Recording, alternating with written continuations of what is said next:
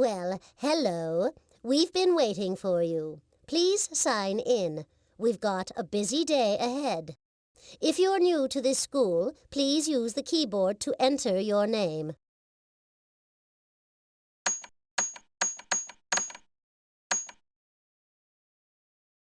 Please enter and have a seat. Sit up straight, no slouching in this classroom. Is that gum in your mouth? Sorry, my mistake.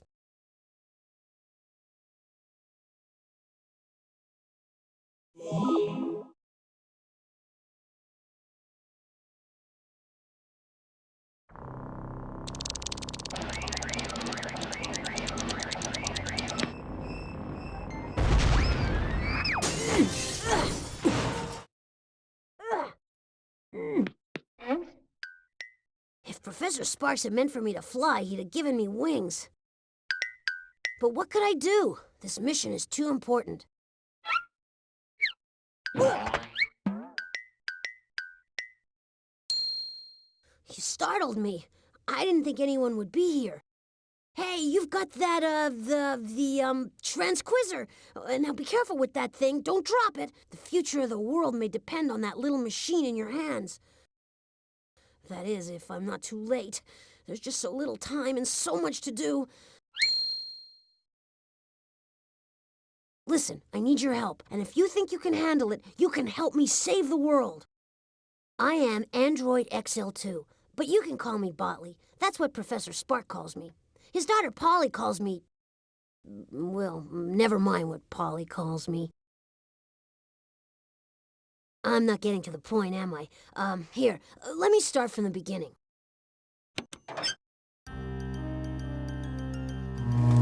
This morning, Polly's father, he left for another one of his famous inventors' conventions, and he programmed me to keep an eye on Polly. I'm supposed to keep her out of trouble. With Polly, that's always tough. But today, it was impossible.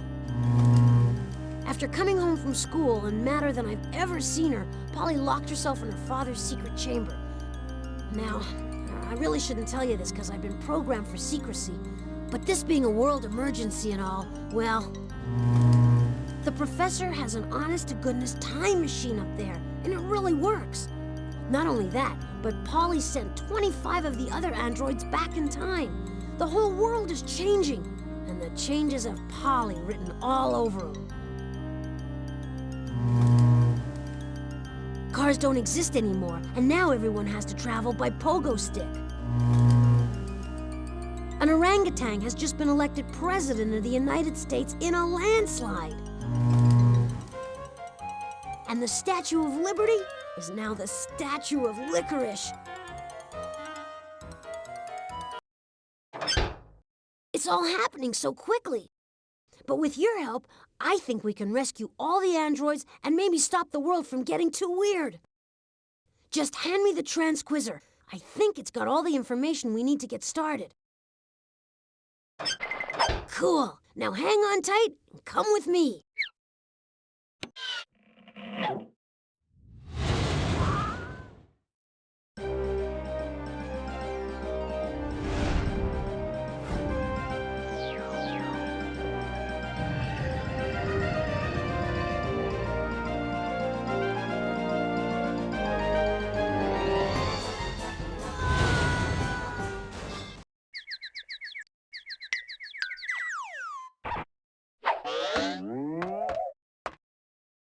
Well, this is it. Home sweet home. Polly should be inside.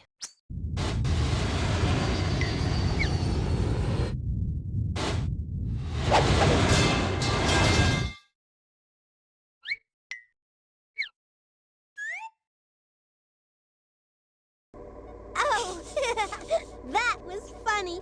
Watching that poor dumb robot flying back in time. I couldn't ask for a better way to spend the afternoon. In another day, the world will see the dawning of Polly's planet. Whoops! It seems there's someone at the door. Let's take a little peek. Oh, it's only Botley. He knows I don't like to be disturbed when I'm working. It breaks my concentration. Okay, let's see what he wants. This might be fun.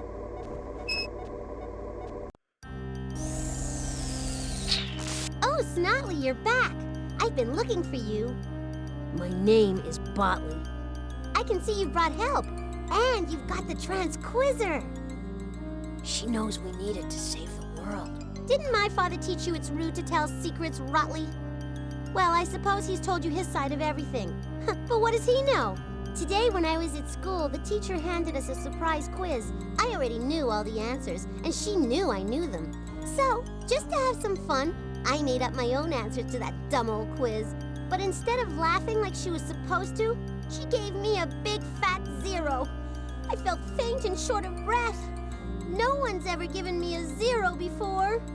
Well, that's not quite true, Polly. I remember just 2 weeks ago. Be quiet, Plotley. This is my story.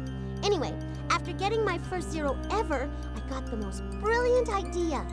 Instead of settling for a bad grade, I changed history to match my answers. So you sent 25 of your father's robots back in time to change history?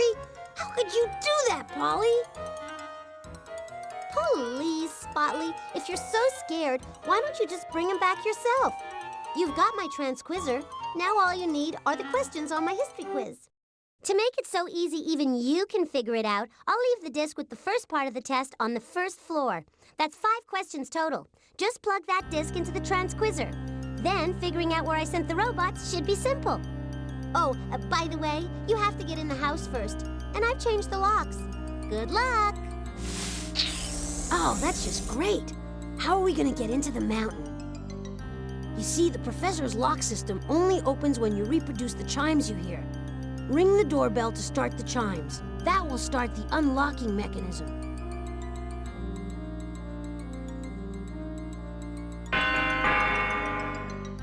Just listen closely and repeat what you've heard by clicking on the correct door panels.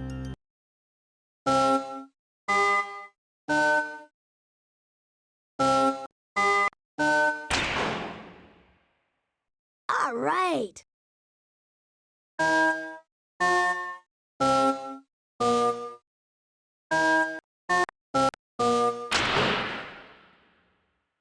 Nice work.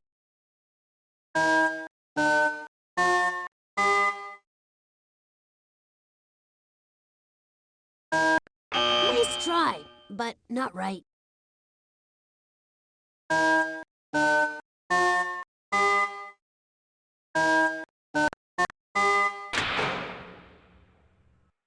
Good job, you opened the lock.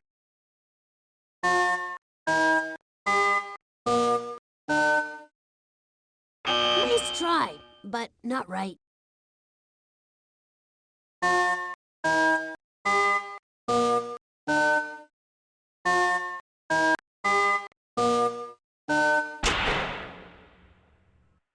Nice work.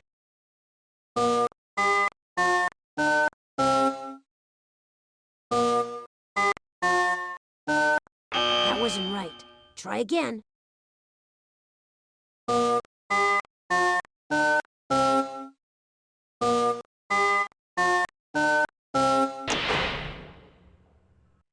Only one more lock to go.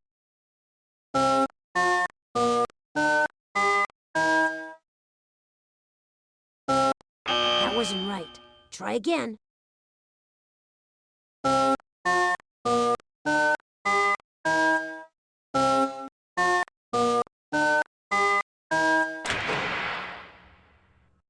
That's it, you opened the door. Now, be quiet and follow me. First, though, let me put this in a safe place.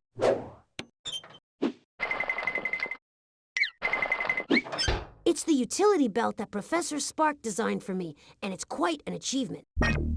Over there's a button that will take you out of any room in the mountain. The indicator next to it tells you how much energy is left to power the mountain.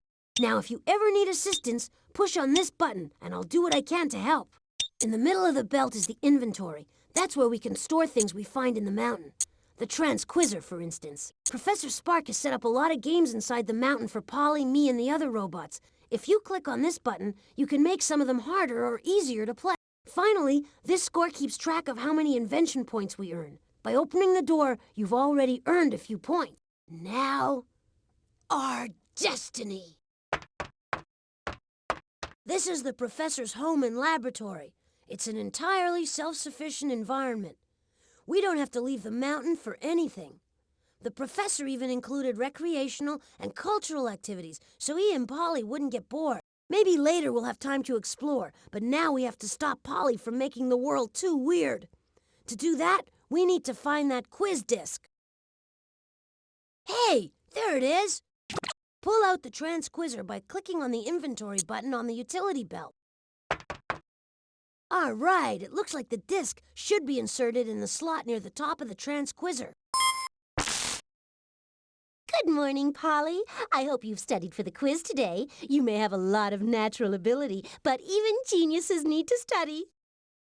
That's Polly's teacher, Ms. Winkle. At that school on the hill, everything's state-of-the-art. All the quizzes are personalized, programmed, and videotaped by the teacher. Pretty cool, huh? Now, today's quiz is all about inventions and discoveries, something you should know plenty about, Polly. But no fair asking your father for help.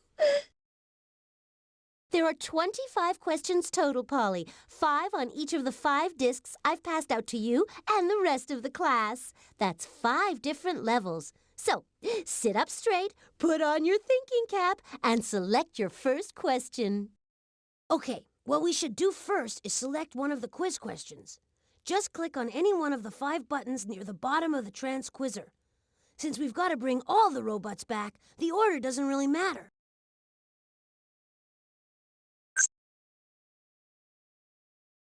Click on the yellow start button if you want to hear this question. People once thought the Earth was the center of the universe and everything revolved around it. That's because when they looked up in the sky, the sun and the stars all appeared to be moving around the Earth. A nice idea, but appearances can be deceiving. Today we know that the Earth revolves around what? Miss Winkle, as everybody knows, I am the center of the universe. Yes, Polly, you're exactly right. The whole world revolves around you. Heavens, Polly is just too much to bear. She used to think she was the center of the universe. Now she really is. We need to go back in time and straighten this mess out, or life as we know it will change drastically. Click on the inventory button to put away the transquizzer.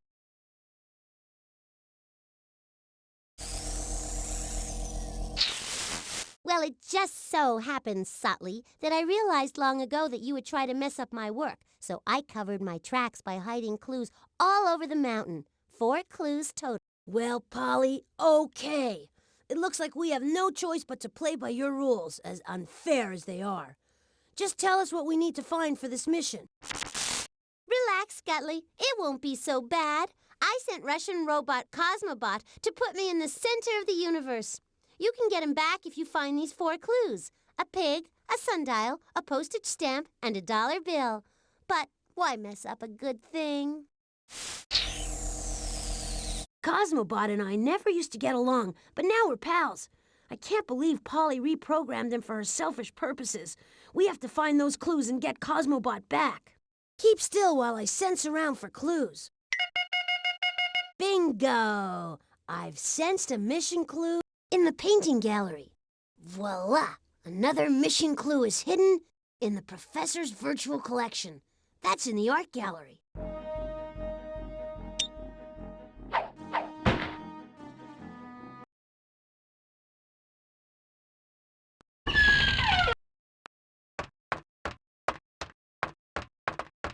This is Professor Sparks' art gallery. It's sort of an art museum and an art studio combined.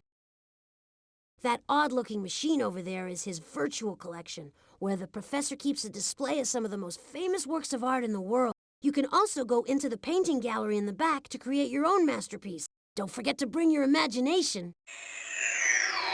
If you're going to visit the gallery, you let me know if you find any of Polly's things hidden in there. If I've told her once, I've told her 1,000 times, don't mess up the collection.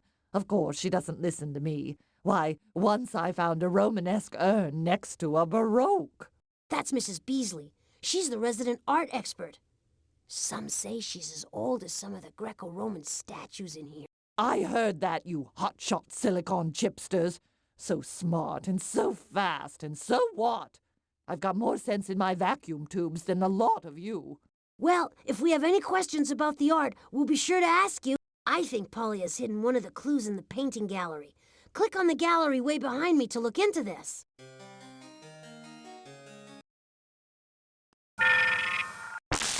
Okay, Botley and Company. There is a clue in the virtual collection. You just have to figure out where. Would it be too much to ask you for a little hand, Polly? Quick, Snotley, what U.S. state is famous for its peaches?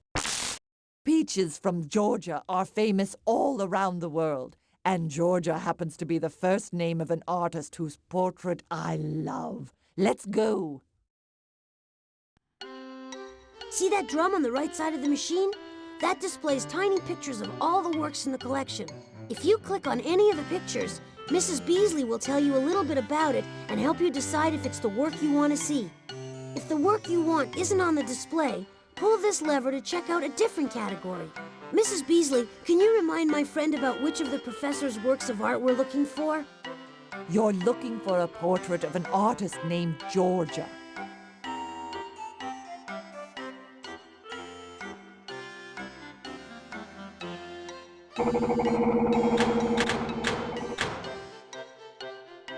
This is a portrait of the artist Georgia O'Keeffe. Her paintings are beautiful, and so is this photograph.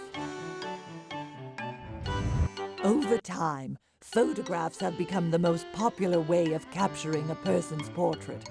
This portrait is a photograph of one of America's most important artists, Georgia O'Keeffe, standing in front of one of her beautiful paintings. Did you notice the regal profile of her face? Georgia O'Keeffe moved to New Mexico and began painting mysterious images of the desert landscape around her. Hey, that was a lucky guess. And according to Polly's Book of Rules, which was written by yours truly, lucky guesses don't count. So there. Nope. You'll have to work a lot harder than that to win. Uh-oh. It's a puzzle Polly thinks only she's smart enough to finish. But I think you can do it too. You just have to line up the tiles so that all their sides match. Click on any puzzle piece to lift it off the display. Then click on any other piece and they'll change places. All the pieces aren't right side up though, so sometimes you'll have to rotate them. You can do that by hitting the rotate button, right there at the bottom of the display. While you're playing, Mrs. Beasley will tell you stuff about what you're looking at. She knows everything there is to know about the works of art Polly used to create this puzzle. Oh, this is a beautiful puzzle, filled with things made by Native Americans. Some of my favorite pieces are here.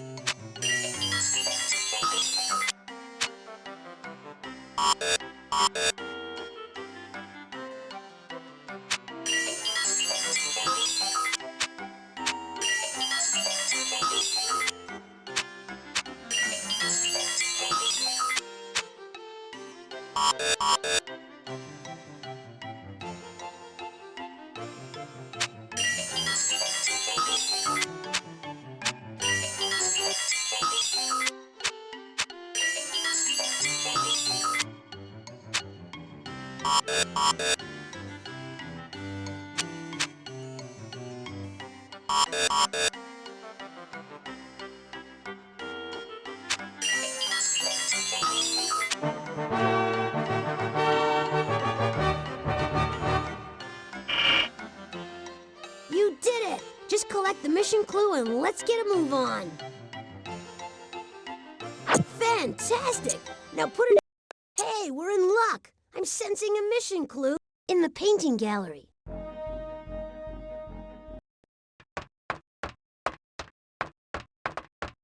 Okay, you can look at some famous works of art in the virtual collection by clicking on that machine. Or you can click on the painting gallery in the back if you want to get creative. Just make sure you leave everything the way you find it. Not like Polly, always creating a mess. No, Botley, there's no clue here. Just some old invention points, if you can figure out which work of art I'm thinking about. Would it be too much to ask you for a little hand, Polly? Another clue? When Daddy created you, Botley, why did he make you so clueless? That's a hint, Botley. Polly wants you to find a religious painting of God creating man. We need to find the right work of art to collect. Let's go to the... This room looks like an ordinary painting gallery, but Polly's father created it so anyone can make their own art. Heidi-ho, Snotley. I hid one of the mission clues here, and if you want it, either you or your friend will have to paint me a pretty picture. Of course, I get to tell you exactly what to paint, and it better be good. I've always wanted a painting that showed something like this.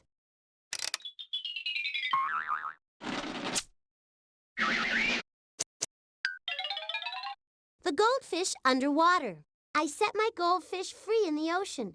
He wouldn't swim away. He just went up and down like he was waiting for me. Click on any of the empty frames to begin painting. Click on the sheet of paper on the floor to read Polly's story. So the deal here is that Polly wants us to illustrate her strange story. I don't have much of an artistic flair. It's just not in my programming. So it looks like it's up to you. Luckily, Professor Spark made it so anyone can paint like one of the great masters. To your left are all the tools you'll need, and at the bottom are lots of cool colors. If you need to be reminded of what Polly's demanding, click on the card on the lower left corner of the frame.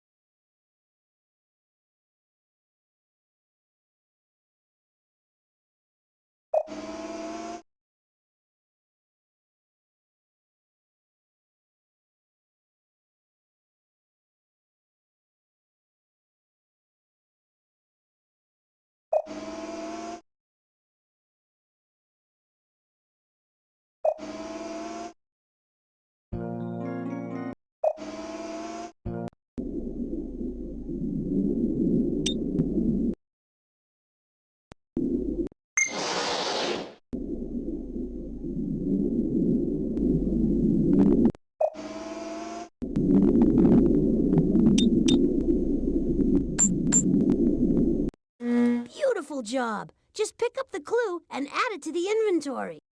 Yes! What an artist! Let's add the clue to the inventory and move forward. No mission clues here. Let's try another floor. You'll see that as we go up higher in the mountain, the professor's inventions get more secret and bizarre. Stand back now while I sense the place out. Great. I've got a strong reading in the shrinking machine room.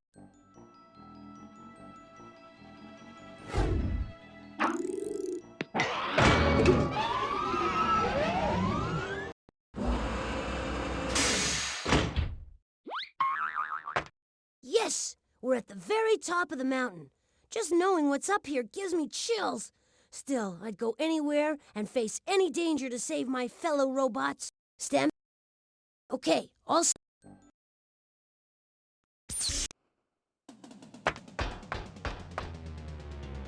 This is Professor Spark's masterpiece. Well, one of them anyway. He calls it the Something or other. We call it the Ematic. It can reduce anything or anyone to the size of a medium-large molecule with the help of my good friend Egbert.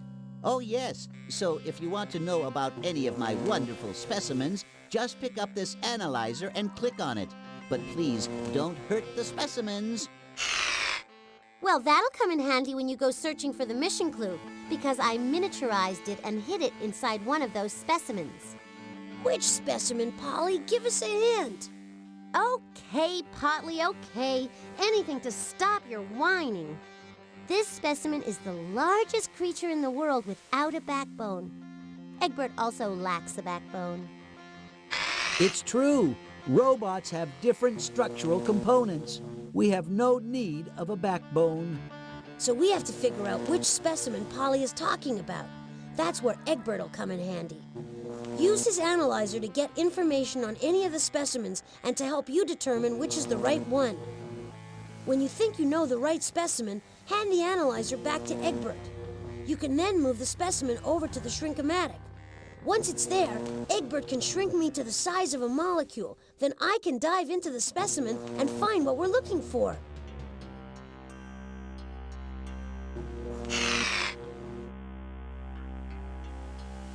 Squid.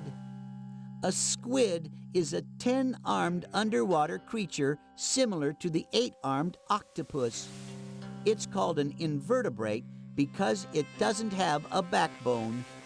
The giant squid is the world's largest invertebrate. Do you think that's the right specimen? If so, just click on the microscope on the floor. Ready, Botley? Hold on tight. It is some ride, I'm told. Oh my! If you chose the right specimen, the object Polly hid should be somewhere inside that giant molecular thingamabob up there. You just have to bat me into that stuff until it's revealed. Click on the mouse button to launch me into inner space, then use the mouse to move the magnet. I can't stay small forever, though, so try to get through the molecules before I return to my regular size. I won't last more than 10 rounds in here, so you have to work quick. Click on the mouse to launch me. Here it comes!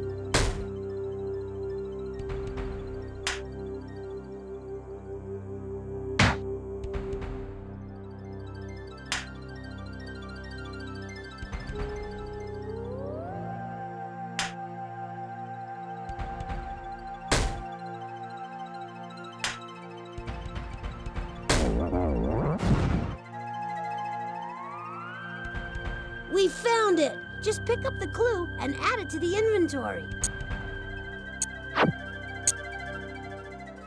I think we should go to another floor. There are no mission clues here. Huh, I'm getting a strong clue reading in the observatory.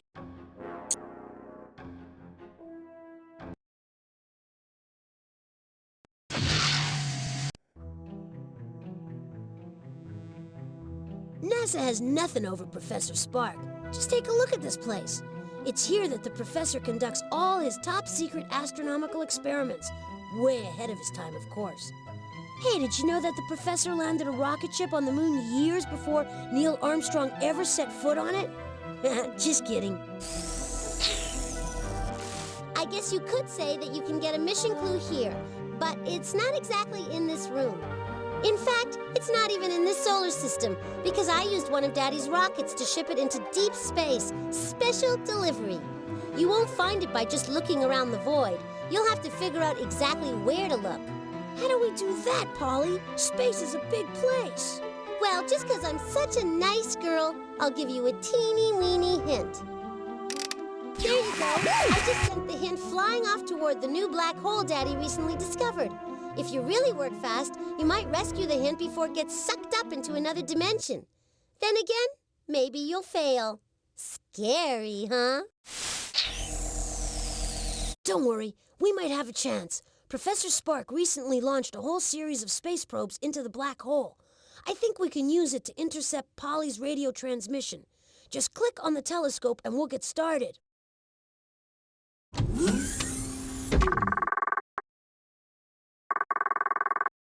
Is this cool or what? 1 minute we're in Professor Spark's observatory, and the next we're looking into space 300,000 light years away at a humongous black hole. See that? That was Polly's radio transmission, and the radio waves circling inside the black hole is part of Polly's hint.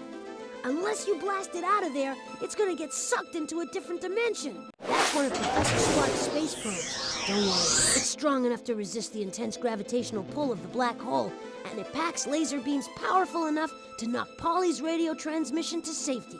You can actually spin the ship by using the arrow keys on your keyboard.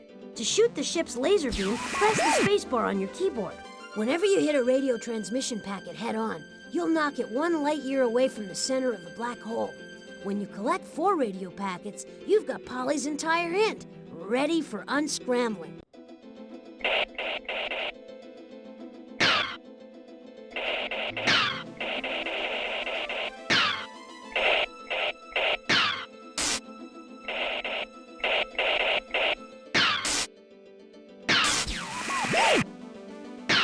Another asteroid bites the dust. Nice shooting. You got a radio packet.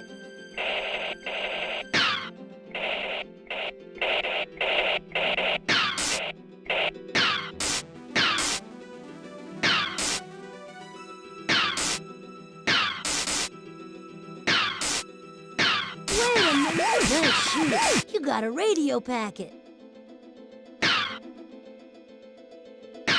All right, you got all the radio packets. Now we can decode Polly's hint.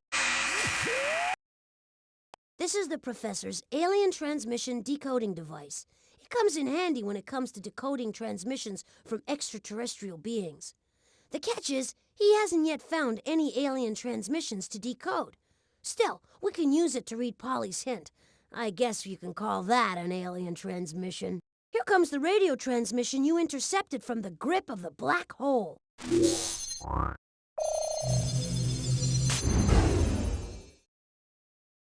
What a drag. Polly's hint is all scrambled.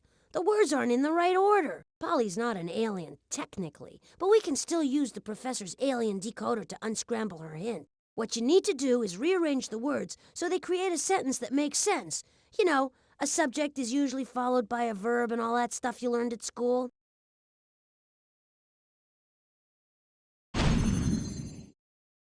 I couldn't make any sense out of that, but you managed to find a real sentence. Great!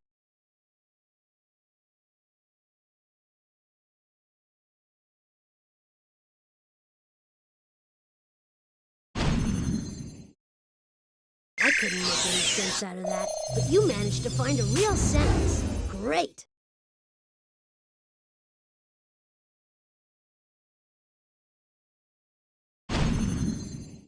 Hey, you made quick sense out of that messy sentence. Not done yet. There's more to figure out.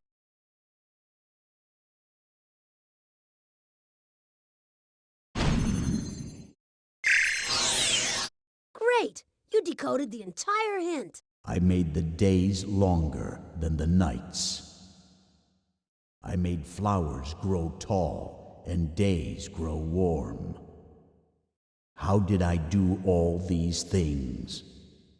I brought spring to ancient people. Okay, you unscrambled the hint. Quick, to the star chart so we can find that clue. This is the professor's star chart. It's really like a map that shows the locations of all the billions of stars that we can see from Earth. Of course, there are billions more we can't see. In the old days, people used to navigate by the stars. This map would have come in handy then. Move the pointer over any of the constellations to find out their names. If you want to know more about one of the constellations, just click on it.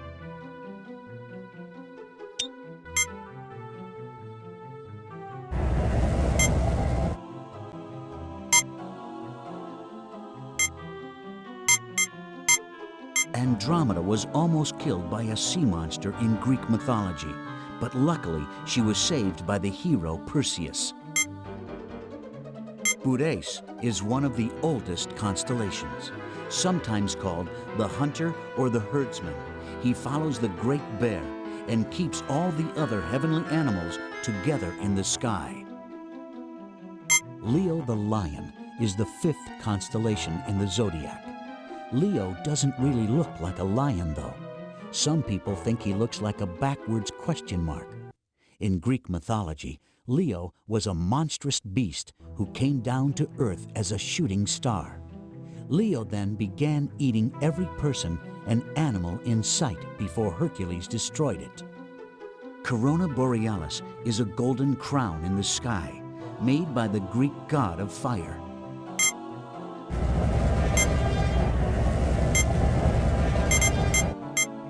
Cetus is a sea monster who in Greek mythology was killed by the hero Perseus. Eridanus is a mythical river that flows across the night sky. When once the son of Helios, god of the sun, steered his father's chariot too close to the earth, Zeus shot a thunderbolt out of the sky, and the son of Helios fell into the river Eridanus.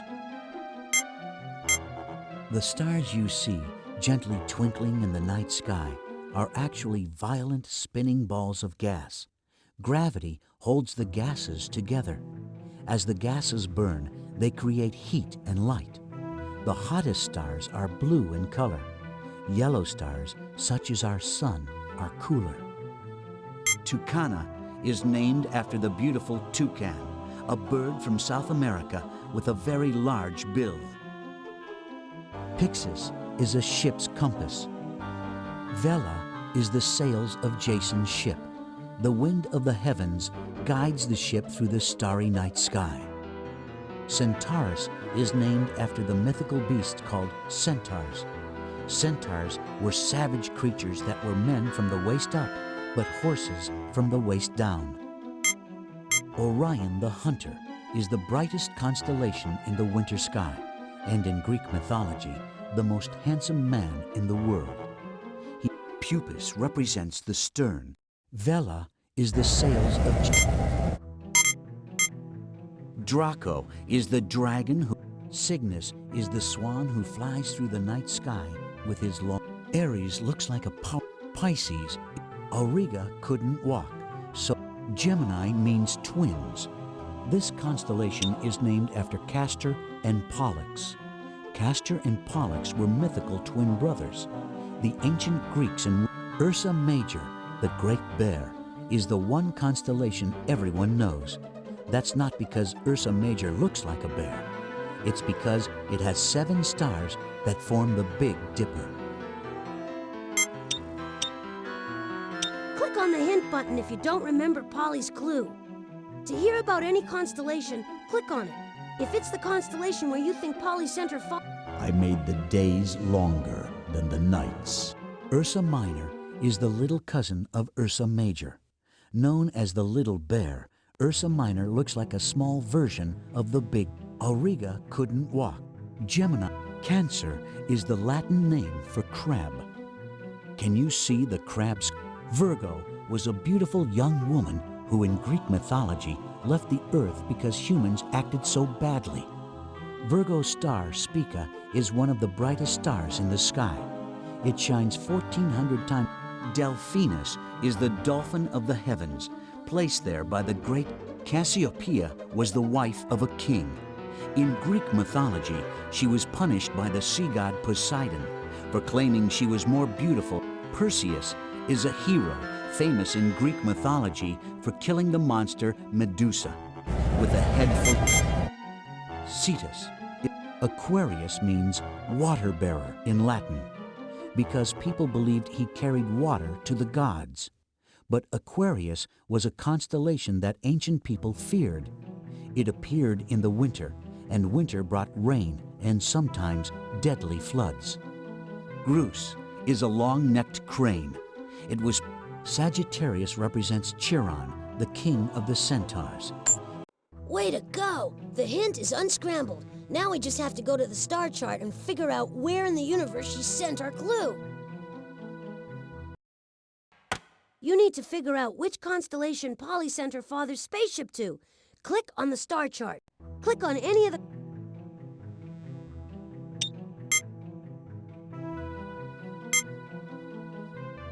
I made the days longer than the nights.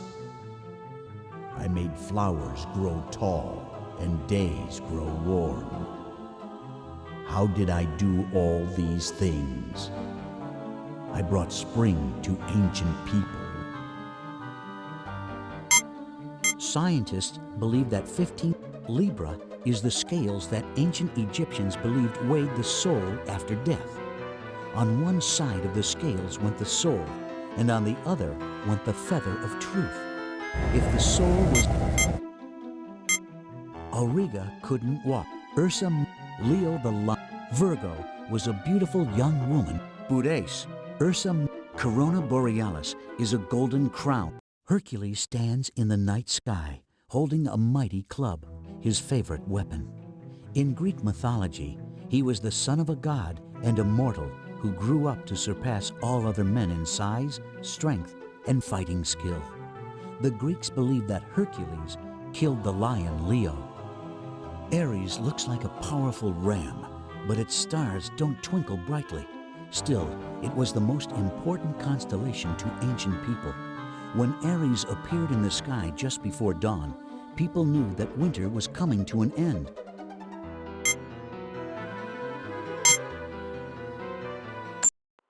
Okay, you unscrambled the hint. Click on any of the constellations, and this machine will tell you a little bit about them. Polly's clue should help you figure out... Aries looks like a powerful ram. Way to go! You picked the right constellation, and now the ship is heading back here.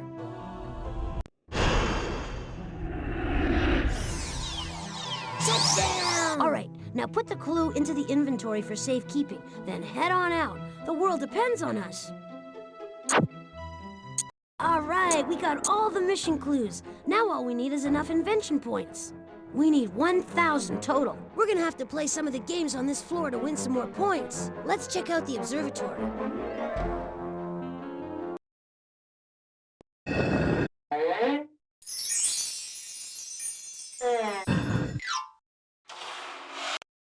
This is the most dangerous part of the mountain. That's why Professor Spark uses it as an obstacle course for testing out new robots. With all the treacherous paths and sharp turns, it's the perfect way to test out the latest in robot navigational technology.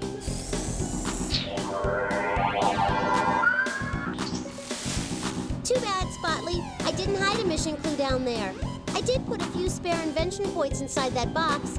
I programmed that stupid robot to put the box where you wouldn't be able to reach it. Then I scrambled up the commands.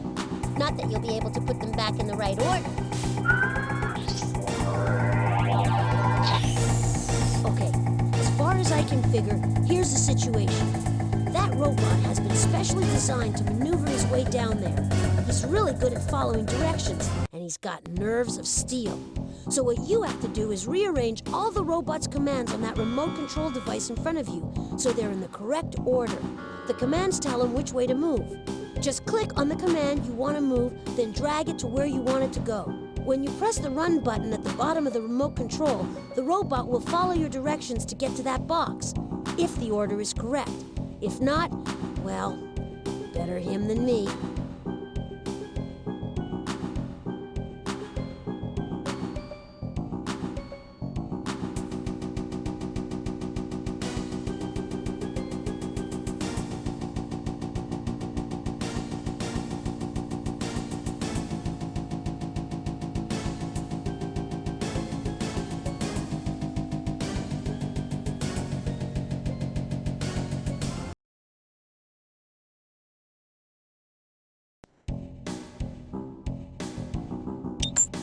All right, Hey, we're back at the maze. And look, there's another box down there. Should we investigate and see if Polly has left a mission clue?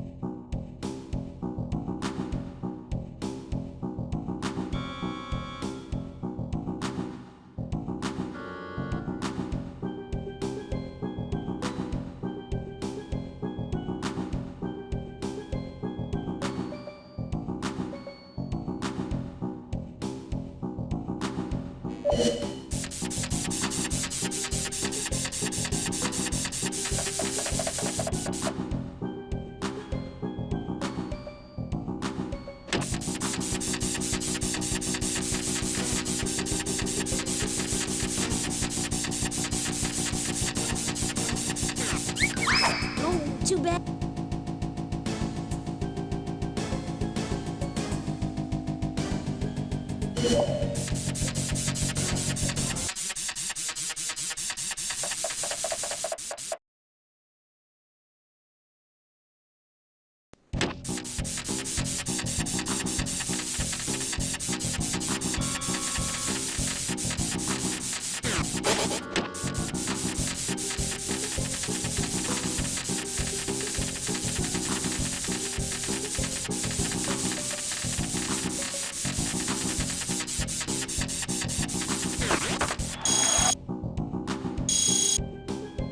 Great work!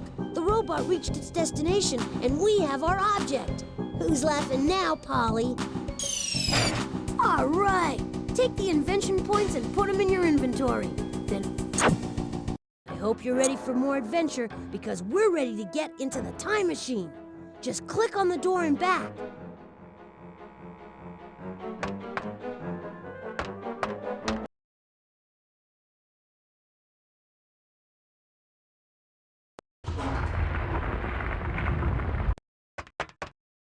Wow.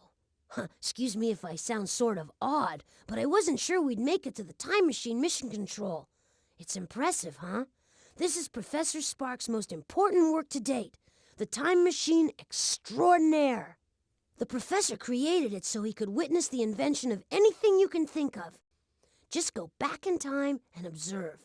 He would never meddle, not like Polly. When he finds out what she's been up to, I wouldn't be surprised if she's in for some serious time out. Now we need to figure out where we have to go in history to complete this mission. That odd-looking machine will help with that task. It's called the Wheel of Invention, and by using Polly's mission clues, we can figure out which inventor we need to find. The professor tried to ensure that not just anybody could use the time machine. You need to know something about history, science, art, a little bit of everything, really. So click on the wheel and let's get going. We finally made it! This is where we bring everything together and figure out how to find the robot that Polly sent back in time. This is the professor's Wheel of Invention. It's an obstacle to the time machine. You see, some of the robots kept wanting to travel back in time to taunt the early computers, but you can't have that. So the professor devised a little quiz that's too difficult for the robots.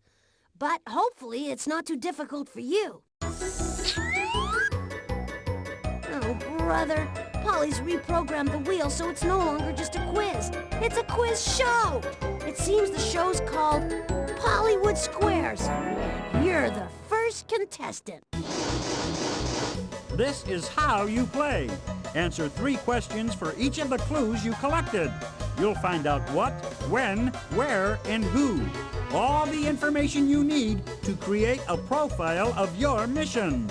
Once the game begins, you gotta work fast and try to answer each question on the first try. That way you'll win the time key faster and win the most points. Ready, set, okay, let's begin. Just click the on button to start. Ladies and gentlemen, kids and robots of all ages, it's time to play Hollywood Squares with your telegenic host, me, Monty Monitor. Answer all the questions correctly, and you'll be sent back in time, all expenses paid, to rescue poor Cosmobot. Your first clue is a pork chop. The pork chop will show you what your mission is all about. I love pork chops, and I'm not the only one. Pork chops can be found in cuisines all around the world. Pork chops come from which farm animals? That's right. Pork chops come from pigs. So does ham and bacon. It's all pork and it comes from pigs. Pigs are the only animals besides humans whose skin can get what painful condition? You're right! Hey! Pigs get sunburns just like people. Sunburns are caused by overexposure to the powerful rays of the sun. Our sun is actually a star. It's the center of a group of heavenly bodies known as what?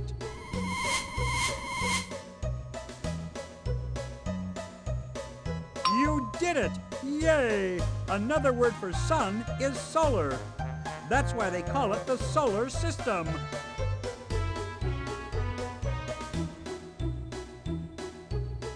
Uh-huh. So it seems that Polly sent Cosmobot back to the time in history when the solar system was discovered. But where was that? Your second clue is a postage stamp, and it will tell you where in the world your mission will take you. Postage stamps are a way to pay for sending letters and packages. Before postage stamps were invented, the person who received a letter had to pay for it, not the person who sent it. The postage stamp was first invented by an Englishman named Rowland Hill. What country did the English inventor of the postage stamp come from? That's right! Oh, jolly good! English people come from England, and England is part of the United Kingdom of Great Britain. Now, let's see how good you are at geography. Great Britain is located on which continent? Right! Oh, Great Britain is in Europe, the second smallest continent on Earth.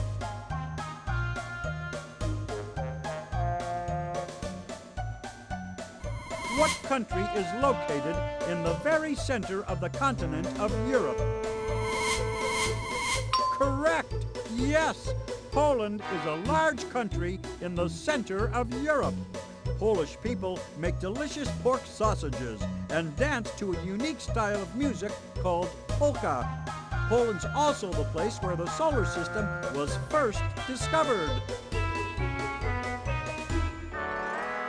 Thanks, Monty. We now know that the solar system was discovered in Poland. What we don't know is when it was discovered and by whom. The third clue is a dollar bill. It will tell you when in history the solar system was discovered. If you had $1 million bills, you'd be a millionaire.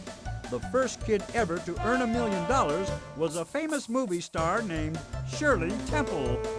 The dollar gets its name from a coin once used in a European country, known for its mountains, castles, beer, and frankfurters. Which country was that? Wunderbar! In Germany, the coin they called a dollar was made out of a precious metal. Precious metals are metals that are not commonly found on Earth.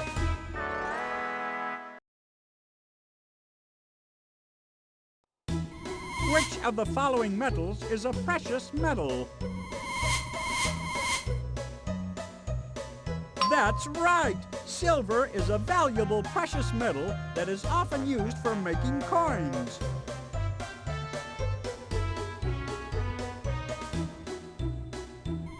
Silver was first used to make the German dollar 500 years ago, which is the earliest year you could have used a German dollar to buy a Frankfurter.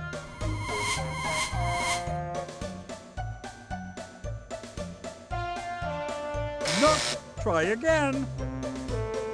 That's right! In 1531, the silver coin called the dollar could have bought you plenty of German Frankfurters. 1531 also happens to be the year when the solar system was discovered. We're almost there. All we need to find out is the person in Poland who discovered the solar system in 1531. This is your fourth and final clue. The sundial will tell you who first discovered the solar system. A sundial tells the time as a shadow moves across a surface marked with the hours of the day. The Egyptians invented the sundial 5,000 years ago, and it was one of the earliest ways of measuring time. A sundial works due to the movement of what heavenly body? No! Try again. You are correct! Ha ha! Even though the sun creates the shadow that moves across a sundial, it's really the Earth that's moving, not the sun.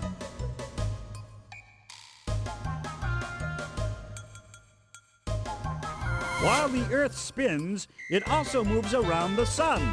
What is the Earth's movement around the sun called? No! That's right! Ha ha! The Earth revolves around the sun.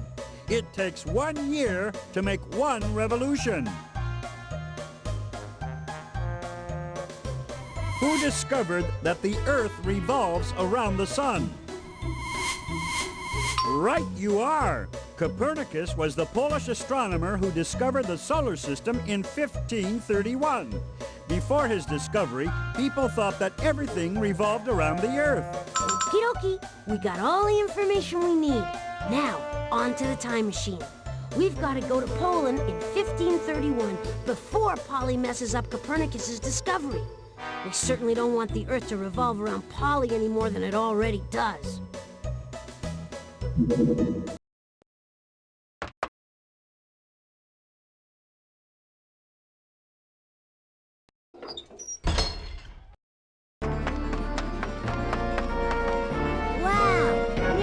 See the inside of this thing.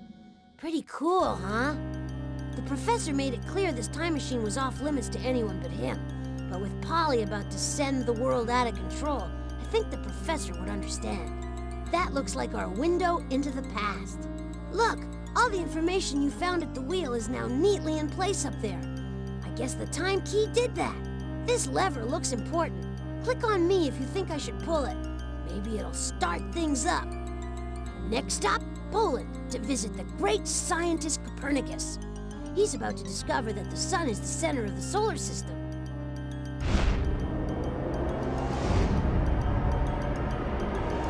There's Copernicus on the brink of making his great discovery. But look, Polly has reprogrammed the Russian robot Cosmobot to paint her picture on the model of the sun. Nyet, Cosmobot, nyet! Thanks to Cosmobot, Copernicus has decided that the Earth revolves around Polly. And we thought she had a swelled head before. Hit the recall button! It's our only chance! Wow, we did it! Cosmobot's back home and the cosmos is back in order. Now back to the future.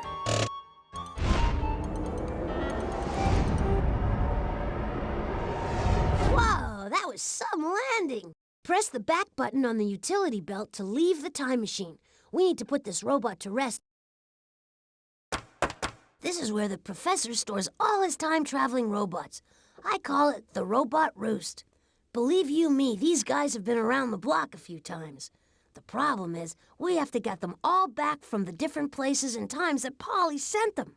Right now, though, it's 1 down and 24 to go. You gotta start somewhere. Just let me store this robot for safekeeping. A long rest is sorely needed. Pollys sent plenty more back in time, so let's start another mission. Well, good for you, Snotley. You rescued another one of your little friends. How sweet. But there are more where that one came from. I just hope you can rescue them in time. No time to pat ourselves on the back. Select another question so we can save another robot. Click on the inventory to start a mission. There's plenty of cool things to do on this floor, but unless we're on a mission, it all seems pretty pointless to me. Click on the inventory to start a mission.